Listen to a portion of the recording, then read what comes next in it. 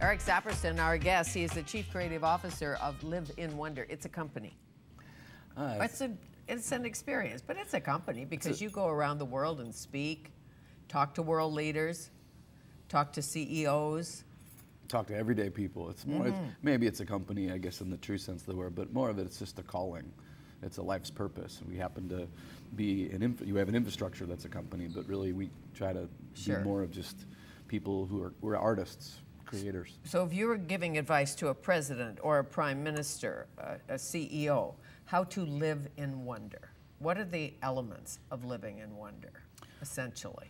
Well, I think the idea of living in wonder is coming from a place of being open to the experience. You know, you're familiar with improv, right? When you do improv, there's a concept called yes and versus a no but. And that if you're doing improv and we're playing with each other, if you come from being cynical or resigned or you think you already know the answers, you're already a stop. But if you come from yes and, then it's more playful and it's more interactive. And so I think there's a sense of curiosity, there's a limberness, there's a playfulness. Right. If we could take judgment out, wouldn't it be great? Like I'm right, you're not? Oh yeah, definitely. If you're coming from live in wonder, if you're coming from wonder, there isn't a right, wrong, good, bad. There isn't I'm better than you. It's more of just a sense of watching this moment unfold and being present and being in this moment now. We do that test occasionally. We say, okay, let's have an entire day with no judgment. And suddenly you realize how much judgment you have. All of us do, yeah. All of us do. But when you can get rid of that and just say, what the heck, whatever, just how it is. Yeah, it is what it is, and it isn't what it isn't. Isn't what it isn't.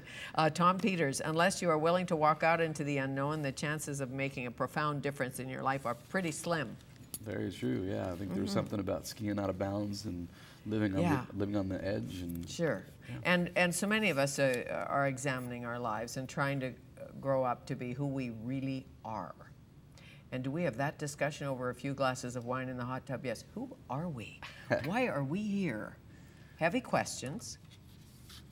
Well, I think that we're here. There is a divine calling in all of us to be of service. And I think some people have the courage to follow that inner voice and to trust their instincts and to go out there and to be exactly who they are. And people who tend to get up in the morning excited and go to bed fulfilled are people that do that. Well, Wayne Dyer's new book, as you know, is about that. In a sense, it's that the I am is a very powerful thing. When you say I am, it means I am God. And it's not blasphemous. I am that I am. It's okay, I'm here. And I'm really connected to the universe, and he does go on about that. But it's really interesting. Some people can't go there. Some people can't, but I think that if you get in touch with your divine birthright to be fulfilled, to be abundant, to be prosperous, to be happy, that is what it's all about. We're not here to suffer anymore. We're not here to make excuses. We're not here to be bitter and resigned and cynical. We're here to enjoy.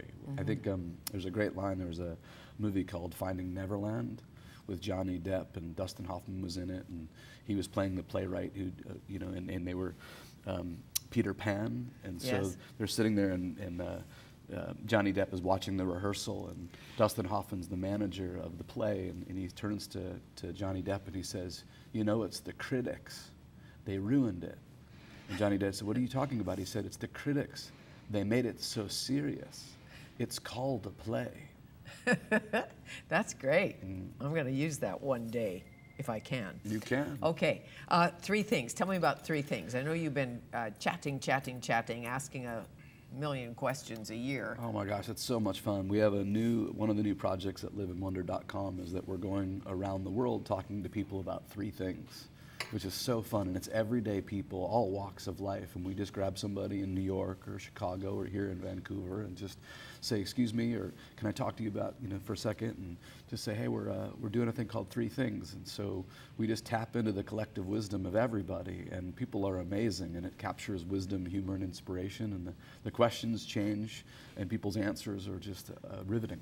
So you don't have 3 questions necessarily? One question we ask somebody, but they change. So, for example, I would ask you, like, what are 3 lessons that your family taught you that you still hold sacred today? Okay. Or what are your 3 favorite words? Or what are 3 things you've learned camping? Or you just got done traveling around the world, what are 3 things you're most grateful for? Or I just met somebody who was hitchhiking for 25 years and asked him what 3 things he had learned doing that. and it is just amazing. People say the darndest things, I'm sure. and it just makes you laugh, and it makes you giggle, and it reminds us that we're all a lot more alike than we are different. So the 3 things can be about anything. Anything. Really. Yeah, and I never know what I'm going to ask. I just look at people's eyes and breathe with them and just kind of get a sense of who they are, and then just extemporaneously ask a few questions, and then looking for that one that really lights them up. And do some people flee? Some people, it makes they some people do. a little squirmish. Some people. Yeah, like go away. One thing that, not everyone likes to think. Right, I totally get that. And some days you do and some days you don't. True. Some days the brain is synapsing, and other days you think, I so don't care about that. But I think given the opportunity, people love to share their wisdom. Sure, and as a kid, we all did, right? So that child in you, never too late to have a happy childhood. I'm sure it's in here somewhere. It was Mark Twain, I think. I was thinking about that before we came up here, about how wonder improves success in the workplace. And I was thinking that one of the things that when we went to school, we actually enjoyed learning. We actually had fun learning and exploring new things. And then we go to work, and then we think work is drudgery and it's not fun. And I think that if you come from wonder, there's a sense of curiosity and playfulness and innovation and creativity. And so I think if more people would bring wonder to their lives, it's way more fun. So if you went into a workplace, say they're downsizing, they call it all sorts of things. They're repurposing. They're downsizing. they put half the people out the door. So the mood is obviously down. People are apprehensive, don't know where the ship is headed. How would you help people rev up? Well, I think I would remind people that the journey is the journey itself, and that it's important to always be a lifelong learner, and that there are no guarantees no matter where you are, and a sense of security is an illusion. And but so, it is palpable, as you know. If you walk into any place, you walk into the Shaw Tower, you walk into the Starbucks, you know if it's a good energy day, or I can feel that energy. I'm sure you can. Yeah. Every human can. You walk into a restaurant and you smell, you look around, and you think, not eating here. Don't know why. Well, I think that's why if more people were coming from wonder, wonder is inspiring. Wonder builds morale. Wonder creates community. And if you're coming from wonder, you're inspiring. And if you're inspiring, you're a leader. And we need more leaders who are inspiring. We sure do. And presentness, being present. How many times have you heard that? Just be present. Be in the now. Be here now. Be here now. Ram Dass lives on Maui. I see him all the time. You do? I do. How is he? He's an amazing human being. Ram Dass lives on Maui. Of course he would. He does. So does Chris Christopherson, I think. I've seen him too. Really? Yeah. And Wayne Dyer. Weird Al Yankovic comes there too all the time. He does. He does. And Woody Harrelson and a whole bunch of amazing people. Good heavens. And they visit you on the organic farm or not? Oh, we see each other at the fruit stand most of the time. Of course. Yeah. Of Local course. fruit stand on So there. what next? What's After 3 things, after the T-shirt dance, I think you have to make one with turtlenecks, because older women, more mature women, like turtlenecks. All right, we'll have to put that in Because there. sometimes your head is a little younger than your neck. You know what I mean? You don't know yet, I don't but know. one day you'll find out. Well, I think what's next for us is, we really have a campaign, a global campaign to invite people to live in wonder. And we believe that if more people are coming from awe and rapture and marvel and astonishment, they're in the moment, they're present, they're curious, they're playful, that if more people are coming from those ideals, then that would open up dialogues, create community, and build global citizenship. Why not? Dump guilt, dump judgment.